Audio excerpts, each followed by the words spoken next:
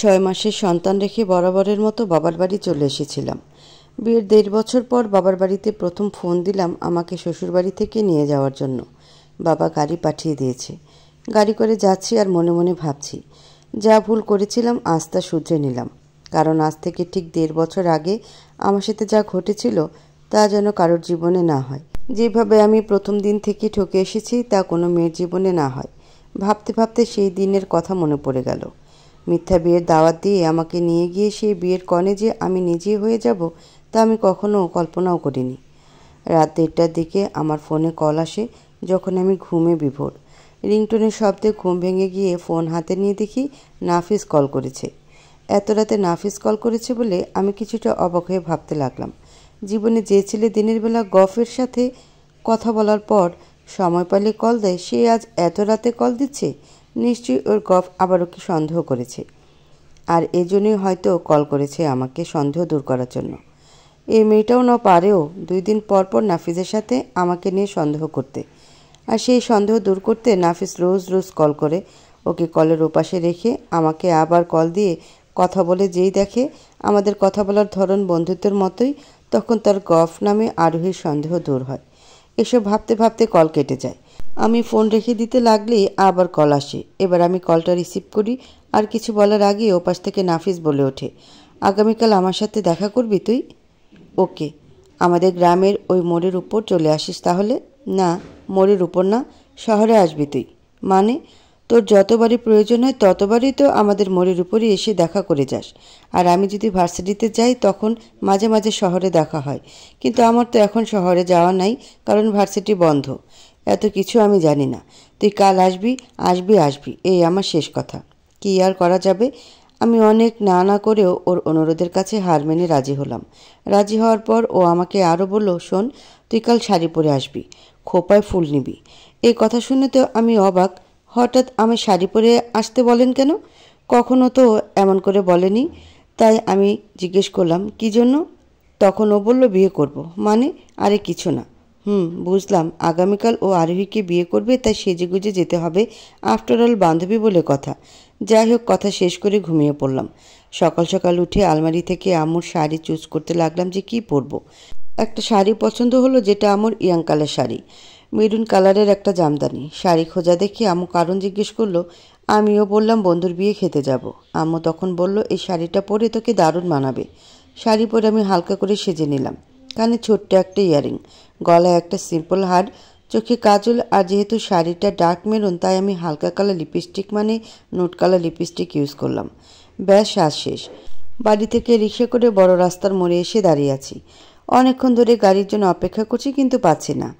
এমন সময় নাফিস কল দিল। আমি রিসিভ করতে ওপাশ থেকে বলে উঠল, কী রে, তুই কোথায়? সবাই চলে এসেছে, তুই এখনও এসে পৌঁছালি না? আমি বললাম, আমি গাড়ি পাচ্ছি না। নাফিস তখন রেগে গিয়ে বলল, সেটা তুই আমাকে আগে বলবি তো? তুই ওখানেই থাক, আমি আসছি তোকে নিতে। আরে না, আসতে হবে না, এমনিতেই আজকে তোর বিয়ে, বড় হয়ে গাড়ি চালিয়ে আসতে হবে না। বেশি বুঝিস না তুই। আমি আসছি, তুই ওয়েট কর। এই বলে প্রায় 1.5 ঘন্টা পর নাফিস আমার কাছে চলে আসলো। আমিও ওর বাইকে উঠে পড়লাম। শহরে পৌঁছে নাফিস আগে সোজা গেল ফুলের দোকানে। সেখান থেকে একগুচ্ছ জুঁই ফুলের মালা এনে আমার খোপায় লাগিয়ে দিল। তারপর আমায় বলল, তুই ফুল পরে আসিস না, তাই ফুল পরিয়ে দিলাম। আমি বললাম, আসলে এত সকালে তখন আমি ফুল কোথায় পাবো, তাই না পরেই চলে এসেছিলাম। ভেবেছিলাম শহরে এসে কিনে নেব। তারপর কাজে অফিসের সামনে নিয়ে গেল। গিয়ে দেখি সেখানে নাফিসের বন্ধুরা সবাই আমাদের জন্য অপেক্ষা করছে। নাফিস একে একে সবার সাথে পরিচয় করিয়ে দিল।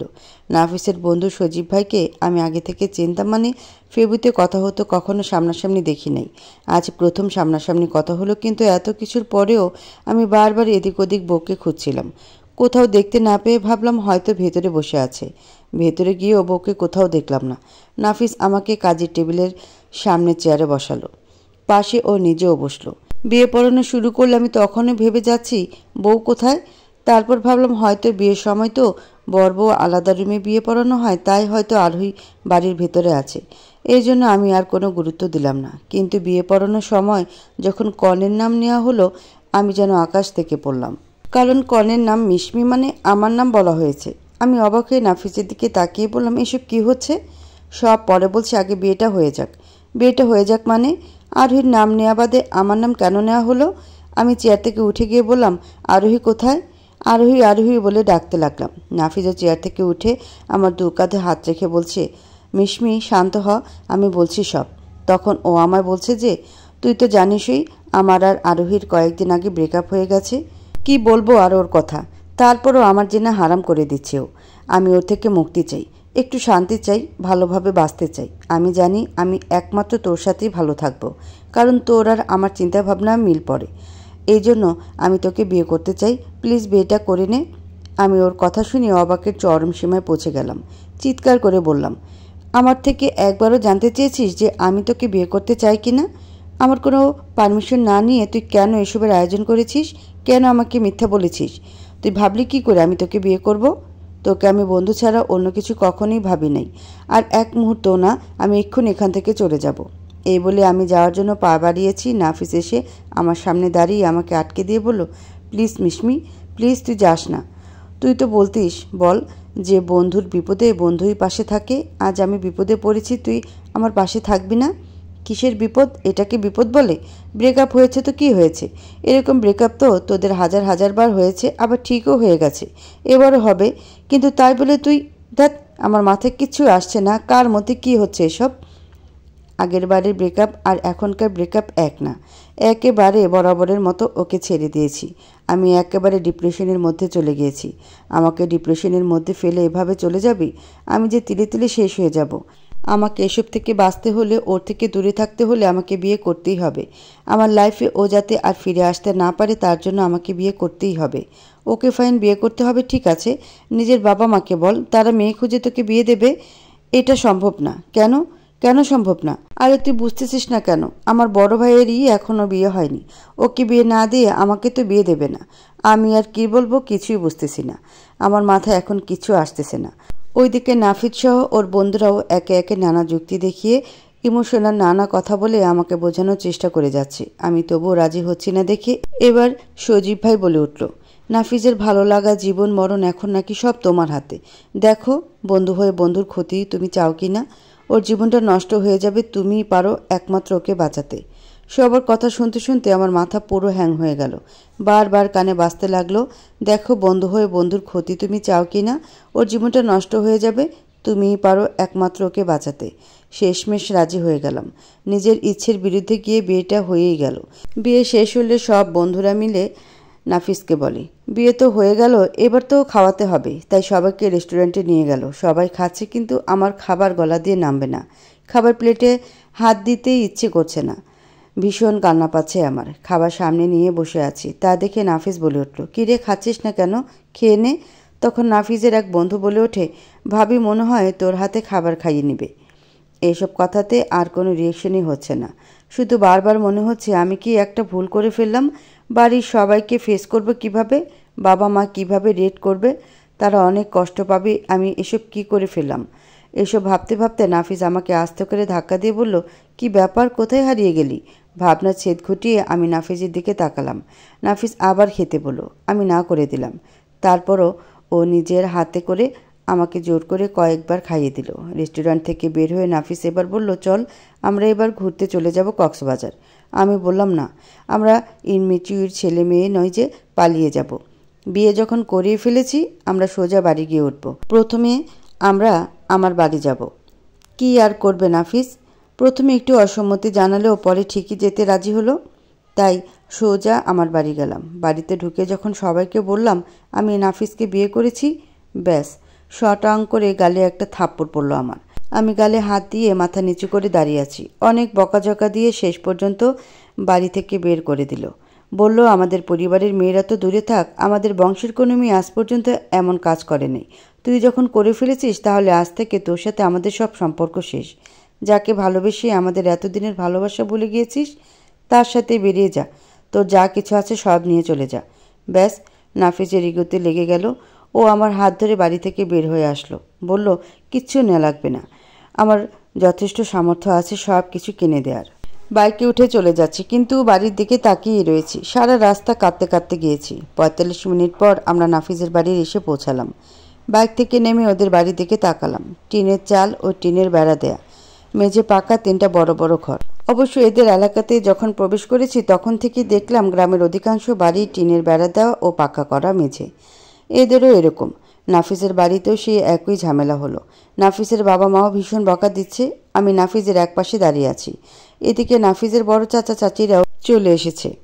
তারা নাফিসের বাবা মাকে বোঝালো যে ছেলে যখন ভুল করে ফেলেছেই, এখন মেনে নেওয়া ছাড়া তো কিছু নাই। যাই হোক, অনেক ঝামেলা পার করে ওনারা আমাদের মেনে নিল। আমরা এসে এখানে পৌঁছেছিলাম সন্ধ্যার পর, যার জন্য এত ঝামেলা শেষ হতে হতে প্রায় রাত 11টা বেজে গেল। আমাদের যখন মেনে নিল জানি না কোথায় থেকে, তখন নাফিসের বন্ধুরা এসে নাফিসের ঘরে গিয়ে বাসর সাজাতে শুরু করে দিয়েছে। আমি ততক্ষণে সবার সাথে নাফিসের বাবা মায়ের ঘরেই বসেছিলাম, কারণ নাফিসের বন্ধুরা বাসর সাজানো না হলে কিছুতেই আমাকে নাফিসের ঘরে ঢুকতে দিবে না। 12:30টার দিকে নাফিস এসে আমাকে ওর রুমে নিয়ে গেল। ওর রুমে গিয়ে তো আমি অবাক। কে বলবে এটা টিনের বেড়া দেয়া ঘর? পুরো রুম জিপসামের কাজ করা, রং বেরঙের লাইট, দামি দামি ফার্নিচার, একপাশে কম্পিউটারের ডেস্ক। এটা কোনো লাক্সারিয়াস বিল্ডিংয়ের রুম থেকে কম নয়। আমাদের পাকা বাড়ি হলেও আমাদের রুমগুলো এত উন্নত না।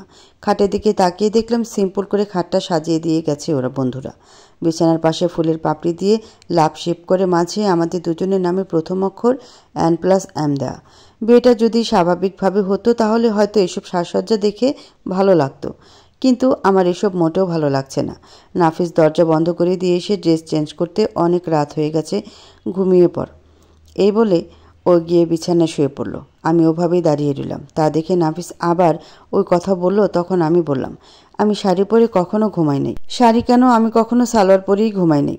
আজকের মতো অ্যাডজাস্ট করে নে না, আগামীকাল আমি তোকে সব কিছু কিনে দেব। এখন আমি তোকে নাইটি কোথা থেকে এনে দিই বলতো?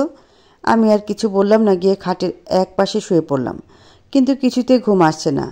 একেতেই গরম, তারপর শাড়ি পরে গরমে আমি হাঁসফাঁস করতে লাগলাম।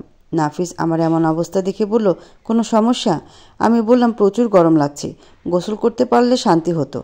আমার রুমে তো অ্যাটাচ বাথরুম নেই। গ্রামের বাড়ি বুঝোসই তো, এখন তো কলখানায় নিয়ে যাওয়া সম্ভব না।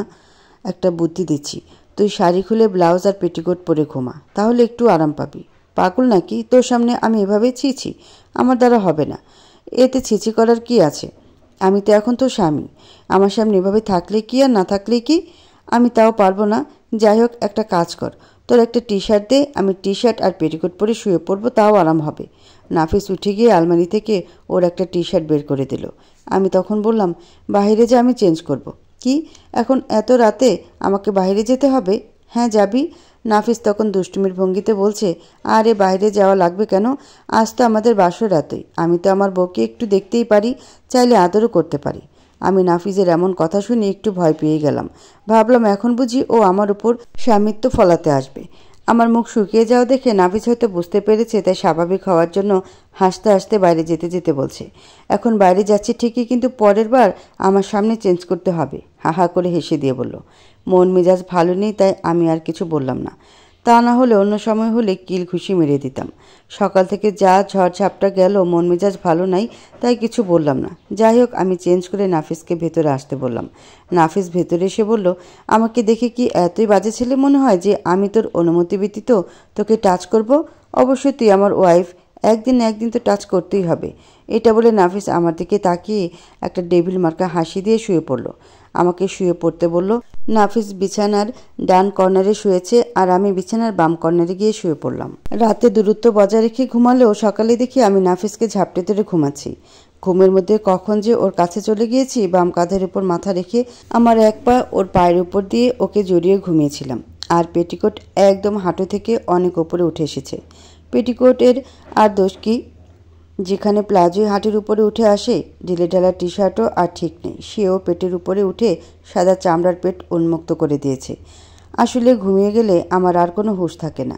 আমার আগেই নাফিসের ঘুম ভাঙে আর দেখে আমি ওকে এভাবে জড়িয়ে ঘুমিয়ে আছি।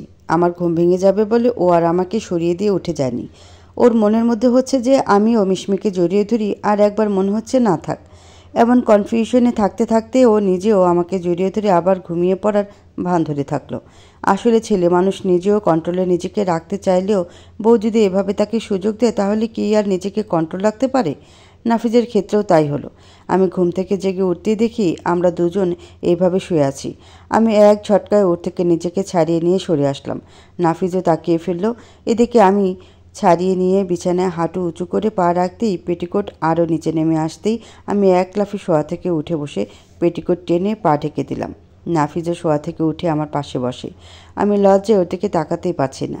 নাফিজ তখন একটা দুষ্টু দুষ্টু ভাব নিয়ে বলল, এত যখন বরের আদর খাওয়ার শখ হয়েছিল তা সেটা রাতে বললেই হতো। আমি কি মানা করতাম নাকি বলো? মোটেও না। আমি আমার গোলু ভেবে তোকে জড়িয়ে ধরেছি। এই গোলু আবার কে? ছোটবেলা থেকে আমি আম্মুকে জড়িয়ে ঘুমাতাম। তারপর যখন বড় হয়ে একলা বিছানায় চলে যাই তখন আমাকে একটা টেডি কিনে দেওয়া হয়। আমি সেটাকে জড়িয়ে ধরে ঘুমাতাম। আর আমার সেই টেডির নামই গোলু। আমার বিছানায় অনেক রকম পুতুল আর টেডি বিয়ার সাজানো আছে। সেটা তো দেখেছিসই। সেগুলো পুতুল আর আমি জলজন্ত একটা মানুষ। তারপর আবার আপনার বর। আমাকে জড়িয়ে ধরার মজাই আলাদা। ধ্যাত, ঘুমের মধ্যে আমি বুঝেছি নাকি যে কোনটা তুই আর কোনটা গোলু? এভাবে নানা রকম কথা বলে নাফিস মজা করে আমাকে রাগাতে থাকে। এইদিকে যে বেলা 10:30 গড়িয়ে 11:30 বাজতে চলেছে তা খেয়াল করিনি কেউ। এমন সময় নাফিসের অফিস থেকে নাফিসকে তার এক কলিগ ফোন দেয়। নাফিস কল রিসিভ করলে সে বলে, কি ভাই, নতুন বিয়ে করে কি অফিসে আসার কথা ভুলে গেলেন নাকি? বস আপনাকে খুঁজছে। তাড়াতাড়ি অফিসে এসে বসের সাথে দেখা করেন। এইদিকে আমি বিছানা থেকে নেমে শাড়ি পরার চেষ্টা করতে লাগলাম। নাফিস কথা বলা শেষ করে তড়িঘড়ি করে বিছানা থেকে নামতে গিয়ে আমার সাথে জোরে ধাক্কা খেলো। ওর ধাক্কা সামলাতে না পেরে আমি ধপাস করে ফ্লোরে পড়ে গেলাম। কি রে, গায়ে কি একটু শক্তি নেই? এইটুকু ধাক্কা সামলাতে পারিস না? এমনিতেই শাড়ি পরতে পারছি না, তার উপর এমন জোরে ধাক্কা দিলে তো পড়ে যাবই। নিজে হাত ধরে আমাকে তুলে দিল, দিয়ে বলল, এত বড় ধেরে মেয়ে শাড়ি পরতে পারিস না? একা একা কি শাড়ি পরা যায়? কাল তো ঠিকই পরেছিলি। কাল আম্মু পরিয়ে দিয়েছিল। ওকে আসেন, আজ আমি পরিয়ে দিচ্ছি। এই বলে আমাকে শাড়ি পরাতে সাহায্য করে নাফিস। ফ্রেশ হওয়ার পর রুম থেকে বের হয়ে যায়। আমিও ড্রেসিং টেবিলের সামনে গিয়ে চুল টুল সব ঠিকঠাক করে নিয়ে রুমের বাইরে যাব কি যাব না ভাবতে লাগলাম। তখনই শুনি বাইরে কারা যেন বলছে, আমাদের নতুন ভাবি কই? তারপর তারা সবাই আমাদের রুমের ভিতরে চলে আসলো। আলমারি থেকে ড্রেস বের করতে করতে কাজিনদেরকে দুষ্টুমি করে বলছে, আমার বউ আসতে না আসতে তোরা চলে এসেছিস আমার বউকে জ্বালাতে? এতগুলো ননদ দেখে আমার বউ তো ভয় পেয়ে যাবে রে। ওর কাজিনরাও কম না, ওরা পাল্টা জবাব দিচ্ছে। নাফিজও ওদের রাগানোর জন্য নানা কথা বলছে। মাঝখানে আমি হাসছি ওদের কাজিনদের দুষ্টু মিষ্টি ঝগড়া শুনে। নাফিস অফিসের জন্য রেডি হয়ে বাইক বের করতে চলে গেল। এদিকে আমি ওর কাজিনদের সাথে কথা বলেই যাচ্ছি। বাইক বের করে এসে সব কাজিনদের বলল, ভাই রে ভাই, তোরা একটু আমার বউটাকে ছাড়, আমার একটু কথা আছে ওর সাথে। ওর কাজিনা সব মুখ ভেঙচি দিয়ে বলে, বাপরে বাপ, ভাবিকে ভাইয়া চোখে হারাচ্ছে বলে ওরা চলে গেল। আর নাফিস হাসতে লাগলো। সবাই চলে গেলে নাফিস আমার কাছে এসে বলল, সাইজ কত বল? হোয়াট? কিসের সাইজ? তোর বডি সাইজ বল। এ কী ধরনের অসভ্যতামি? এতে অসভ্যতার কী হলো? তোর জন্য যে ড্রেস কিনবো তার সাইজ ঠিক করে আনা লাগবে না নাকি? সাইজ না বললে আমি ঠিকঠাক কিনবো কী করে শুনি?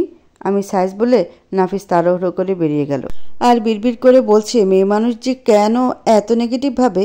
নাফিস চলে যাওয়ার পর ওর সেই কাজিন আর ভাবিরা আসলো আমার রুমে।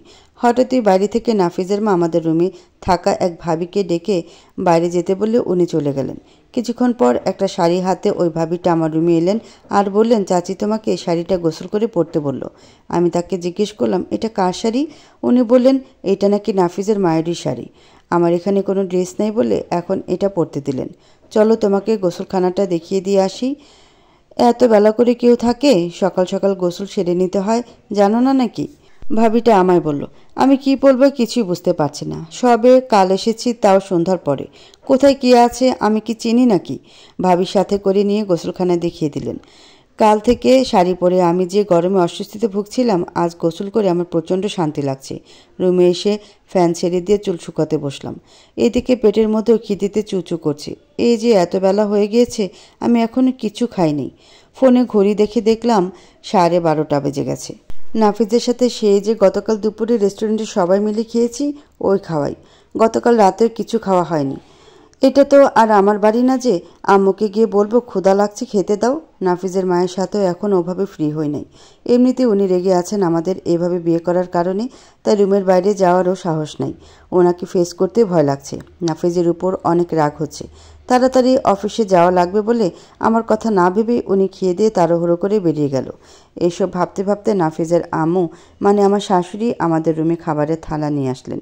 তাকে দেখে আমি বসা থেকে উঠে মাথায় কাপড় দিয়ে মাথা নিচু করে দাঁড়িয়ে থাকলাম। উনি বললেন, অত বেলা করে উঠলে তো সকালের খাবার এখন দুপুরবেলায় খাওয়া লাগবে। এই বলেই খাবারটা টেবিলের উপর রাখলেন। তারপর আবার বললেন, সারা বেলা আমি খাবার ঘরে এনে দিতে পারবো না, তাই দয়া করে কাল থেকে আগে উঠো আর সবার সাথে গিয়ে ডাইনিংয়ে খেতে যাবে।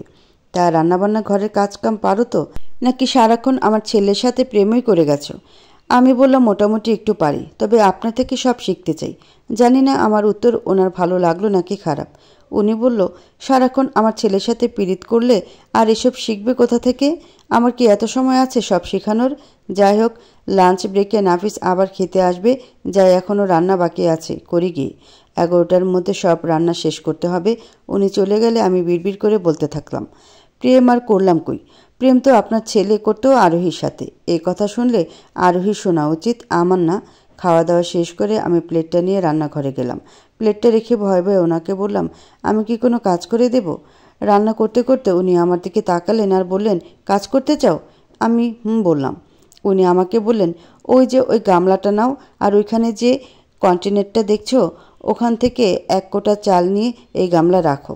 আমি ওনার কথা মতো তাই করলাম। পরে উনি আবার বললেন, ওই ডালের কোটাটা দেখছো না? আমি মাথা নেড়ে বললাম। উনি বললেন, ওখান থেকে 1 কোটা ডাল নিয়ে চালের সাথে মেশাও। আমিও ওনার কথা মতো তাও করলাম। ভাবলাম এখনও ভাত রান্না হয়নি, চাল ডাল মেশাতে বলল আমায়, তাহলে মনে হয় খিচুড়ি রান্না করবেন। আবার তরকারি রান্না দেখে এও ভাবলাম যে তরকারি রান্না করছে, তাহলে খিচুড়ি রান্না করবেন কেন? এবার উনি যা বললেন তা শুনে আমি তো অবাক। বললেন, যাও এবার বারান্দায় গিয়ে বসে এই চাল থেকে ডালগুলো আলাদা করো গিয়ে। এটাই আপাতত তোমার কাজ আজকে। আমি অবাক হয়ে ওনার দিকে তাকালাম আর মনে মনে ভাবলাম, এইটাই যখন করতে হবে তখন চাল ডাল মেশাতে না বললেই হতো। এভাবে আমাকে বোকা বানালো। আমার ভাবনার ছেদ ঘটিয়ে উনি আবার বললেন, কি হলো, যাও বারান্দায় মাদুর বিছানো আছে, গিয়ে বসে বসে চাল ডাল আলাদা করে আলাদা পাত্রে রাখবে। চালের পাত্রে যদি একটা ডাল বা ডালের পাত্রে যদি একটা চাল থাকে, তাহলে সবগুলা আবার মিশিয়ে দিয়ে আবার প্রথম থেকে কিন্তু আলাদা করতে হবে। তাই ভালো করে মনোযোগ দিয়ে কাজ করবে। আমি মাথা নেড়ে ওখান থেকে বারান্দায় চলে আসলাম আর মিনমিন করে বলতে থাকলাম, এ মহিলা এত খাচ্ছনি কেন? নাফিস দুপুরে আজ খেতে আসে নাই। রোজ 1:15তেই নাকি খেতে আসে। আজ আসে নাই বলে নাফিসের মাকে বলতে শুনলাম, ছেলেটা বিয়ে করে একদিনই বেয়ারা হয়ে গেছে।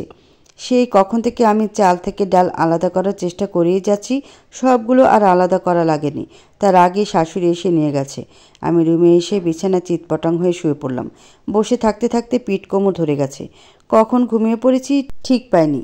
বিকেলে নাফিস এসে ডাকলে ঘুম ভাঙে।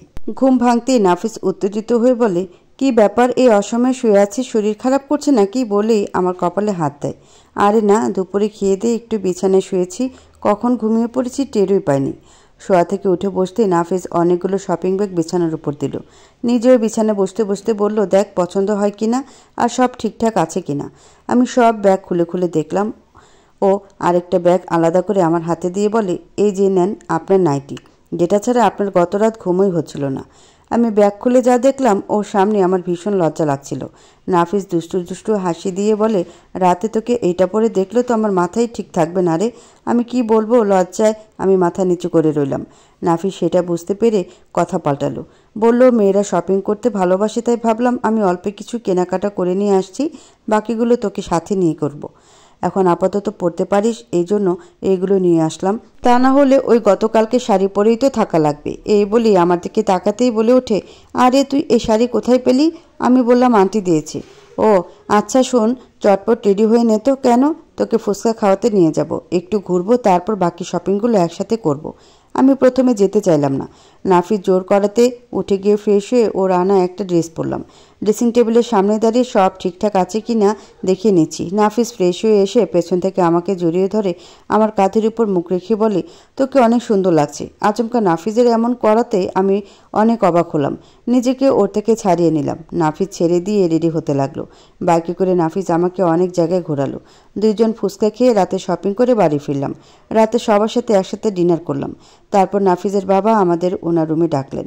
আমি আর নাফিস ওনাদের রুমে গেলে উনি বললেন, গতকাল তোমরা বিয়ে করে আসার পরে শুধু বকাঝকা আর ঝামেলাই হয়েছে, তেমন করে তোমাদের সাথে কথাও হয়নি, তোমার বউয়ের নাম পরিচয়ও ভালোভাবে জানা হয়নি। নাফিস একে একে আমার সম্পর্কে সব বলল, সাথে এও বলল যে আমরা এইভাবে বিয়ে করার কারণে আমার বাবা মা আমাদের মেনে নেয়নি, তাই নাফিস এক কাপড়ে আমাদের বাড়ি থেকে আমাকে নিয়ে চলে এসেছে। নাফিসের বাবা বলল, তোমরা অন্যায় করেছো, তাই তো মিশমির বাবা মা কষ্ট পেয়ে এমন সিদ্ধান্ত নিয়েছে। তবে তোমাদের এমন করাটা উচিত হয়নি। দুজন দুজনকে যখন ভালোই বাসতে তাহলে আমাদের বলতে পারতে, আমরা দুই পরিবার মিলে কিছু করতাম। আমি মনে মনে বললাম, আর ভালোবাসা? আপনার ছেলের সাথে আমার কোনোদিনই প্রেম ভালোবাসা ছিল না। ওই কথাতে নাফিস ওর বাবাকে যা বলল শুনে আমার মেজাজ খারাপ হয়ে গেল। নাফিস বাবা মায়ের সাথে অনেক ফ্রি, তাই বলে এমন ধরনের কথা বলবে? এই ছেলেটা নির্লজ্জ হয় কিভাবে?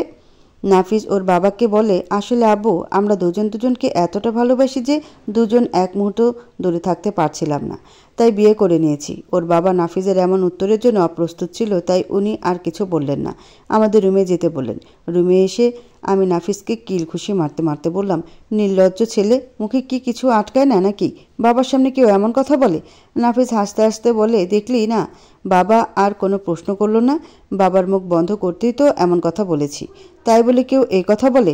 লজ্জায় আমার মাথা কাটা যাচ্ছিল। সারাদিন অফিস করে ঘুরে ফিরে অনেক ক্লান্ত হয়ে আছি আমি। কোথায় বউ একটু আদর করবে তা না, এখন বাড়ি এসে বউয়ের হাতে মার খেতে হচ্ছে। কি দজ্জাল বউটাই না আমার কপালে জুটল। কি আমি দজ্জাল? বলে আমি পিছু পিছু মারতে ছুটলাম, আর নাফিস রুমের মধ্যে দৌড়াদৌড়ি করছে একবার। শেষে আমি আর ধরতে পারলাম না, তাই থেমে গেলাম।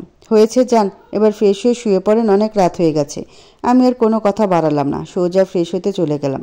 ফ্রেশ হয়ে এসে রুমে দেখলাম নাফিস ল্যাপটপে কাজ করছে। আমি ওকে বললাম বাইরে যেতে, নাইটি পরবো। নাইটি পরবি তো, বাইরে যাওয়া লাগবে কেন আমার? আমি তো এদিকে ঘুরেই কাজ করছি, তুই ওইদিকে পর। বেশি কথা বলিস না, বাইরে যা বলছি। এখন বাইরে গেলে লোকে কি ভাববে? হ্যাঁ, যে বউ রুমে ড্রেস চেঞ্জ করবে আর বর বাইরে যাবে, তাহলে আমরা কেমন বর বউ? আমার লজ্জা করবে, তুই বাইরে যা। এবার নাফিস চেয়ার ঘুরিয়ে আমার দিকে তাকিয়ে বলছে, আচ্ছা আমরা তো স্বামী স্ত্রী, তাই না? তাহলে এত লজ্জা কিসের তোর? হ্যাঁ, এটা ঠিক যে এখন আমাদের মাঝে স্বামী স্ত্রীর সম্পর্ক হয়নি, কিন্তু একদিন না একদিন হবে, তাই না? সবাই তো প্রথম রাতে সব কিছু করে ফেলে। নেহাত আমি ভালো ছেলে, তাই তোকে ইজি হতে সময় দিচ্ছি, একটু ভাব নিয়ে এই কথাটা বলল। এবার মুখ ফুসকে বলে ফেললো, আর ওই হলে তো প্রথম রাতে সব কিছু করে ফেলতাম। আর ওই সাথে প্রথম রাত বলে কি কিছু আছে? যা করার তো অনেক আগেই তোরা করে ফেলেছিস। আমি এমন কথা বলবো নাফিস হয়তো ভাবতে পারে নাই। আরোহীর সাথে প্রথম রাত কিভাবে হবে? তোর আগেই তো সব কিছু করে ফেলেছিস। আমি এমন কথা বলবো নাফিস ভাবতেও পারে নাই। আমতা আমতা করে বলে, আরে বিয়ের পর তো সেইটা প্রথম রাতেই হলো, আগে সব করেছি তো কি হয়েছে? আমি আর কিছু বললাম না। শুধু শুধু এ নিয়ে কথা বাড়াতে ইচ্ছে হচ্ছে না, শুধু বললাম এবার বাইরে যা, আমি চেঞ্জ করব। নাফিজও কোনো কথা বাড়ালো না, রুমের বাইরে চলে গেল। আমি চেঞ্জ করে ওকে রুমে আসতে বলে আমি বিছানায় গিয়ে শুয়ে পড়লাম। নাফিস বেশ কিছুক্ষণ বাইরে থাকার পর রুমে আসলো। রুমে আসার শব্দ পেয়ে এক পাশ থেকে আরেক পাশ হয়ে শুয়ে ওকে বললাম, সিগারেট খাওয়া হচ্ছিল নিশ্চয়ই এতক্ষণ? ও বলল। আমি আর কিছু বললাম না। তখন নাফিস বলল, বিকেলে আমি যে নাইটিটা এনে দিলাম, এটা তো সেটা না। আমি তখন শোয়া থেকে উঠে বসে রেগে ওকে বলতে লাগলাম, নাইটিটা যে 6 পার্টের একটা সেট, এর মধ্যে কি শুধু এই আন্ডারওয়্যার থাকে নাকি? প্যান্ট, টপস, ইনার, কোটি আর আন্ডার গার্মেন্টস, সেটা? এটা যে একটা 6 পার্টের সেট, সেটা কি চোখে পড়ে নাই কেনার সময়? নাকি ওই দুটা দেখেই কিনে এনেছিস? যাদের বর বউয়ের মধ্যে লুতুপুতু প্রেম থাকে, সেসব বউরা ওই আন্ডারওয়্যার টাইপের নাইটি পরে বরের সামনে আসে। ও বাবা, রেগে যাচ্ছিস কেন?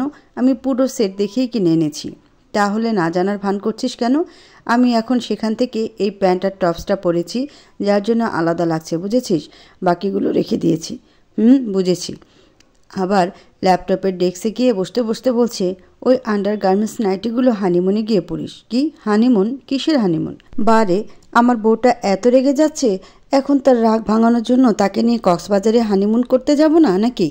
যেমন গতকালের জন্য আজ তার মন ভালো ছিল না বলে তাকে ফুচকা খাওয়াতে নিয়ে গিয়েছিলাম, ঠিক তার রাগ ভাঙাতে তাকে হানিমুনে নিয়ে যাব।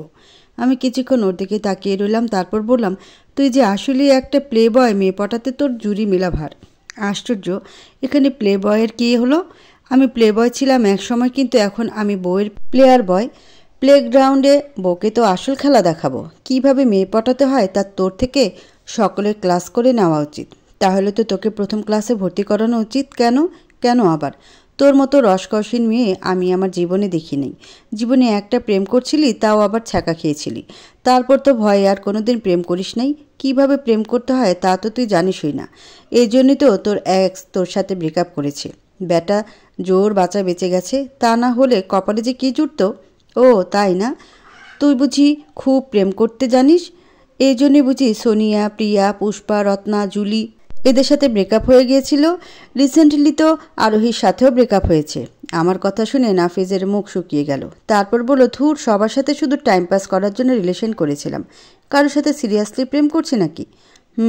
রুম ডেট শেষ, তাই সবার সাথে ব্রেকআপ করে দিয়েছিস। কিন্তু আরোহীর সাথে ব্রেকআপ কেন করলি? তোর তো আরোহীর সাথে চরম লেভেলের প্রেম। ইভেন ওর সাথে রিলেশনে তো সিরিয়াস ছিলি। ওর জন্য কত হাত কাটছিস, সুইসাইড করতে গেছিস। ইভেন ওর সমস্ত খরচ তো তুই চালাস। ওই শালের কথা বলিস না তো। শালি বিশ্ব 12 ভাতারই একটা। ওর জন্য জীবনটা আমার নষ্ট হয়ে গেছে। এইটা বলে নাফিস সিগারেট ধরাতে লাগলে আমি বললাম, ঘরের মধ্যে সিগারেট খাস না তো, পুরো ঘর গন্ধ হয়ে যায়, বাইরে গিয়ে খা। নাফিস কোনো কথা না বলে সিগারেট ধরাতে ধরাতে বাইরে চলে গেল। আমিও বিছানায় বসে জানালা দিয়ে বাইরে তাকিয়ে রইলাম। দেখলাম নাফিস একের পর এক সিগারেট খেয়েই যাচ্ছে। বুঝলাম আরোহীর কথা বলাতে নাফিসের কষ্ট হচ্ছে। এখনও হৃদয়ে ওর জন্য সফট কর্নার আছে, হয়তো মিস করছে আরোহীকে। আমিও বাইরে গিয়ে নাফিসের পাশে বসলাম। নাফিস মাথা ঘুরিয়ে একবার আমার দিকে তাকিয়ে আবার সিগারেট খাওয়াতে মন দিল। দুজনের মধ্যে বেশ কিছুক্ষণ নীরবতা চলতে থাকে। একটু পর নাফিস নিজ থেকে বলে, না ঘুমিয়ে চলে এলি যে? ঘুম আসছে না। ও বুঝছি, আপনার তো আবার বাচ্চাদের মতো টেডিকে না জড়িয়ে ধরলে ঘুম আসে না। তা এত রাতে আপনার গোলু টেডিটা আমি কোথায় যে পাই? টেডি বা লাগবে কেন? জলজন্ত বর থাকতে কেউ টেডিকে জড়িয়ে ঘুমায় নাকি? হ্যাঁ, আমি তো এখন তোর গোলু হতেই পারি। কি? এই বলে আমি ওর কাঁধের উপর কিল ঘুষি মারতে লাগলাম। নাফিস হাসতে হাসতে বলে, সরি রে, বরকে কেউ এভাবে মারে? হ্যাঁ, দুনিয়াবাসী দেখে যাও অবলা বরের প্রতি কী অত্যাচার। আমি তখন মায়ের থামিয়ে উঠে চলে আসতে লাগলাম। তখন নাফিস আমার হাত ধরে বলে,